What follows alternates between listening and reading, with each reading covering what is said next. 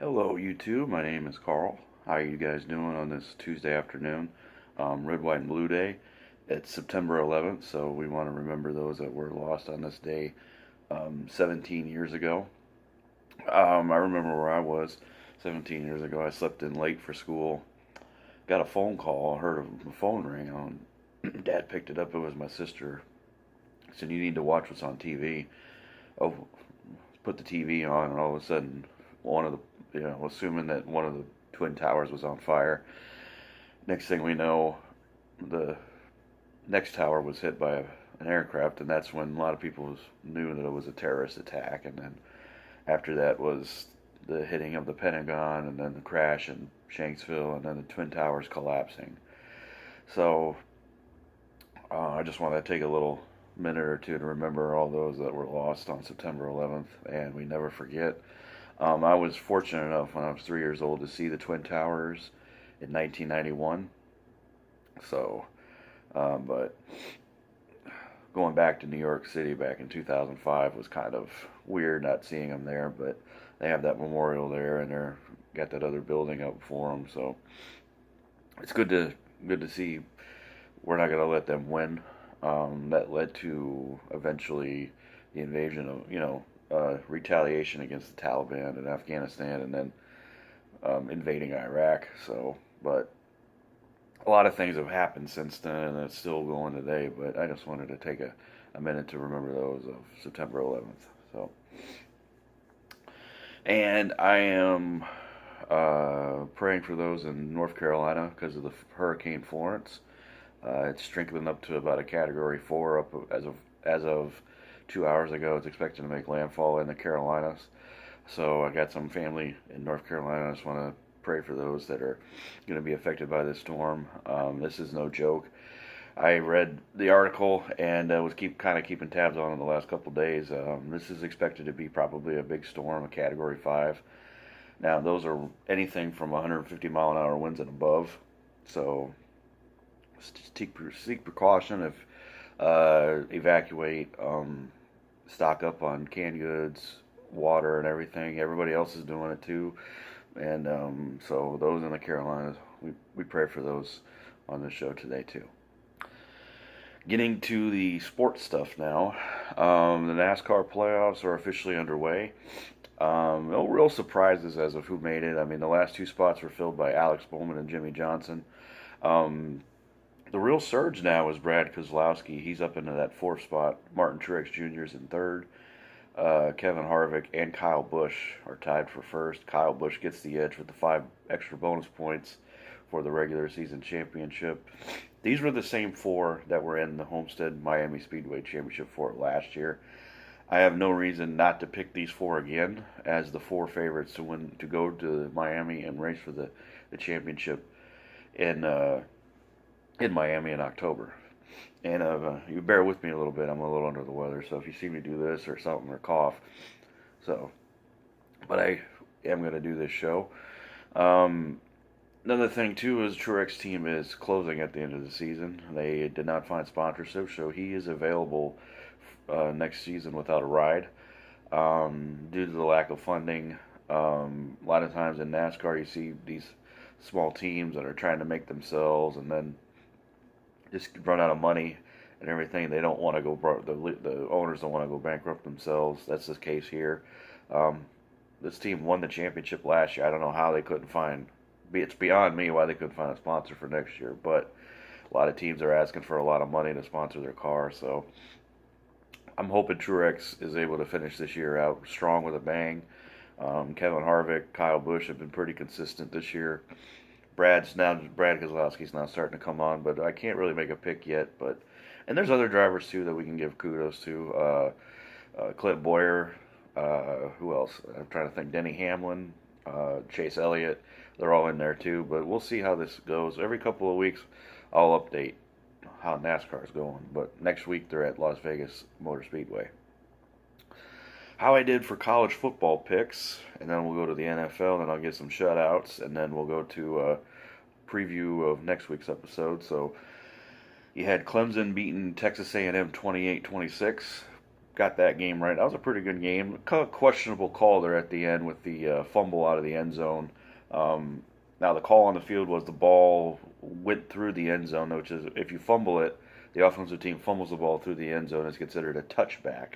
So the defensive team would take the ball at the 20-yard line. Call on the field looked a little questionable. It didn't really clearly go in, but there's no uh, definitive look as to whether it did or not. I understand people being up in an uproar about it, but Clemson did pull it out. A&M had a chance at the end. In my opinion, I think A&M should be ranked. This Clemson is the number 2 team in the nation. A&M beat them, only lost by 2 points, but without being ranked. And then Stanford beat USC 17-3. Didn't really get to see much of that game. Kentucky beats Florida 27-16, snapping a 31-year 31-year losing streak to them. Based on what I saw a little bit of that game, Kentucky wanted it more. Florida, Felipe Franks' completion percentage was way below 50%.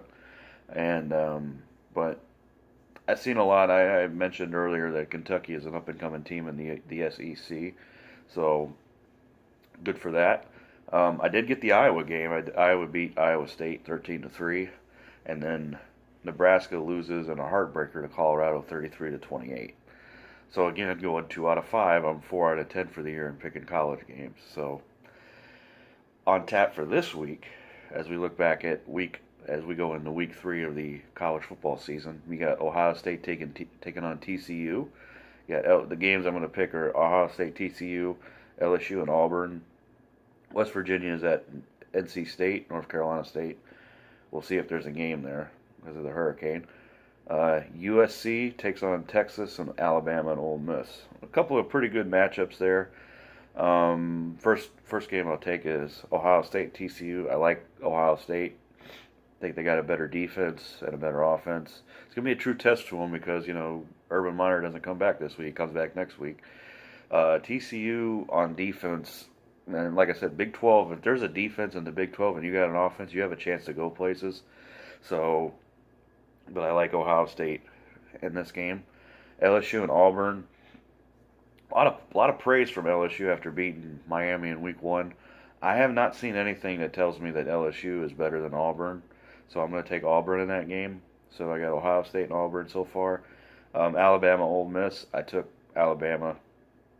Ole Miss usually gives them a run for the money. That's why I took this game as a pick. But in the end, I like Alabama to beat Ole Miss. West Virginia, NC State. I got West Virginia. And then USC to Texas. I took Texas because they're at home. Texas let the game against Maryland get away. I mean, USC last week. USC was one of my picks not a pick, but I think is the best pick to make it out of the Pac-12 as far as a Pac-12 contender. But Stanford's looking pretty good. Washington, maybe.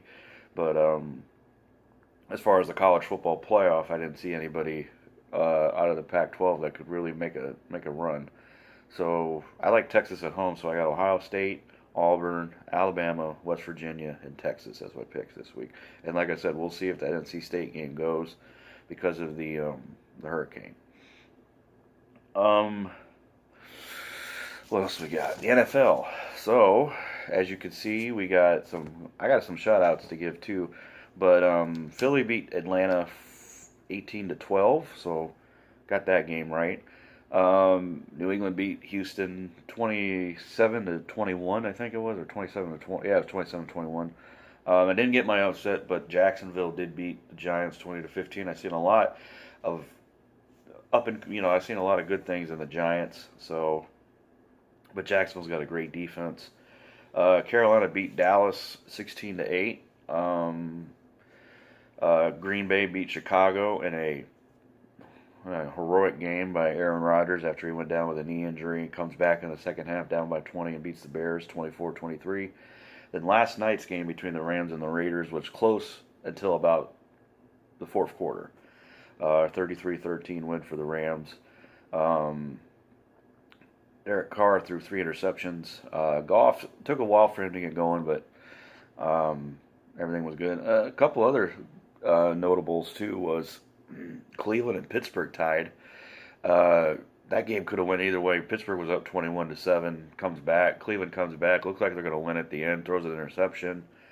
Pittsburgh tries to go down, get a field goal in overtime. They miss. Cleveland comes down.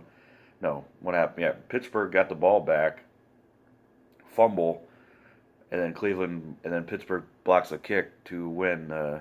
Pittsburgh blocks a kick to tie the game, and two different stories there. Is like if you're Cleveland, you're like, yeah, we should have won this game, but we got a lot to look forward to. And if you're Pittsburgh, you turn the ball over. I think it was 5 or 6 times in the game, and you still come out with a tie. A lot of head scratching going on in Pittsburgh right now. Another thing was I like what I seen out of Tampa Bay, 48-40 win for the Bucks in New Orleans. Over 400 yards passing for Ryan Fitzpatrick, and was it 4 or 5 touchdown passes. And to go into New Orleans in Week 1 was a pretty good accomplishment. So, and Adrian Peterson is now tied for seventh on the all-time rushing touchdown list with over 100 now.